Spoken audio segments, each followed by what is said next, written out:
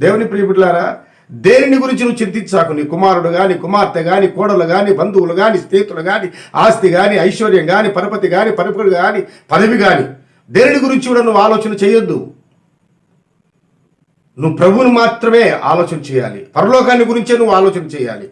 పరలోకం ఎలాగ వెళ్ళాలి, పరలోకం ఎలాగ చేర్చుకోవాలి, ప్రభుతో ఎలాగ నేను సహవాసం చేయాలి, వాటి గురించే నువ్వు ఆలోచన చేయాలి. వాటి గురించే నువ్వు చింతపడాలి. కానీ లోకం వైపు కానీ, బంధుత్వం వైపు కానీ, బాంధవ్యాల వైపు కానీ నువ్వు చూడకూడదని చెబుతూ ఉన్నటువంటి మాట. దేనిని గురించి చింతపడకూడదు. కానీ ప్రతి విషయములో మీరేం చేయాలట? ప్రార్థనా విజ్ఞాపనలు.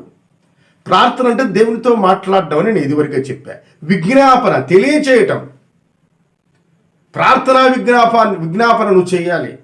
దేవునికి తెలియచేయాలి. ప్రార్థనలో ఉండాలి. సమయం దొరికినప్పుడల్లా ప్రార్థనలోను కొనసాగాలి. ఎంత ఎక్కువగా నువ్వు ప్రార్థనలో గడిపితే అంత బలం, అంత దేవుని శక్తి నీ పైన ఉంటుంది. నువ్వు ప్రార్థనలోనే పెనుగులాడాలి. ప్రార్థన ప్రార్థన ప్రార్థన.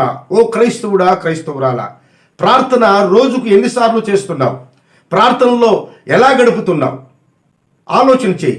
ప్రార్థన చేయడానికి చాలామందికి సమయం ఉండదు. ప్రార్థన చేయటానికి వారు ముందుకు రారు. ఇతర పనులన్నీ చేస్తారు, ఉద్యోగాలు చేస్తారు, పనులు చేసుకుంటారు, సొంత పనులు చేసుకుంటారు, కానీ ప్రార్థన చేయటానికి సమయం ఉండదు. అందుకే అన్నారు, అయ్యా మీరు ప్రార్థనా విజ్ఞాపనముల చేత కృతజ్ఞతాపూర్వకముగా మీ విన్నపములను దేవునికి తెలియచేయండి.